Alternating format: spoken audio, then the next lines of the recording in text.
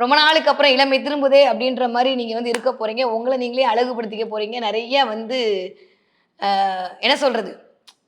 அ நான் திடீர்னு சுடிதார் போட்டுக்கிறேன். நான் திடீர்னு மாடர்ன் ட்ரெஸ் போட்டுக்கிறேன்ற மாரி இந்த தடவ துலா ராசிக்காரங்க கொஞ்சம் இருக்க போறீங்க. துலா ராசி அண்ணங்கலாம் இந்த தடவ அப்படியே கோடு போட்ட டீ ஷர்ட்லாம் போட்டு அப்படியே பெருசா ஹீரோ மாரி இருக்க போறீங்க. ஸோ துலா ராசிக்காரர்களுக்கு இந்த தடவ வந்து முயற்சிகள் அனைத்தும் பலித்தமாக போகுது. 3ஆம் இடமே தைரிய, வீரிய, விஜயஸ்தானம்னு பேரு. இதுவரைக்கும் இல்லாத நம்பிக்கை பிறக்கப் போகிறது.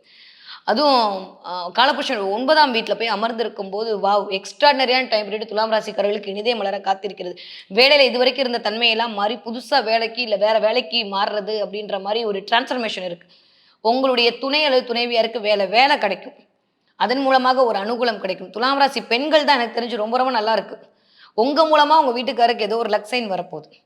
துலா ராசி ஆண்களாக இருந்தால் பொண்டாட்டி அப்படியே கொண்டாடி தீர்க்கப் போகிறீர்கள். அந்த அளவுக்கு இந்த தடவ காதலும் கவிதையுமாக நகரப் போகிறது. ரொம்ப நல்லா இருக்குங்க. ஏன்னா நெகட்டிவா சொல்ற மாரி ஒண்ணுமே இல்ல. ஏன் இவ்ளோ தூரம் சொல்றேன் அப்டின்னா, ரொம்ப நாளுக்கு அப்புறம் உங்க துணையோடு, துணைவியாரோட சேர்ந்து இருப்பதற்கான வாய்ப்பு, எங்கேயாவது சுற்றுலா போறதுக்கான வாய்ப்பு, ரொம்ப ஸ்ட்ரெஸ்ஸா இருக்கு. ஒரு மாரி என்ன நிம்மதியா விடுங்களேன். நான் எங்கேயாவது போயிட்டு வரேனேன்ற மாரியான ஒரு அமைப்பு. இல்லன்னா ஒரு 4 மாசம் துலா ராசிக்காரங்க நிஜமா மென்டலா நல்லா இல்ல.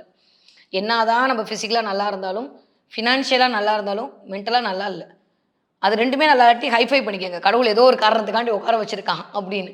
பட் இப்போ இந்த மாசத்துலருந்து அதற்கான வாய்ப்புகள் எல்லாம் அதிகரிக்க போகுது. ஸோ துளாராசிக்காரர்கள பொறுத்தவரைக்கும் இந்த தடவ துன்பங்கள் எல்லாம் கரைந்தோடி இன்பங்கள் வரக்கூடிய மாதமாக இனிதே மலர காத்திருக்கிறது.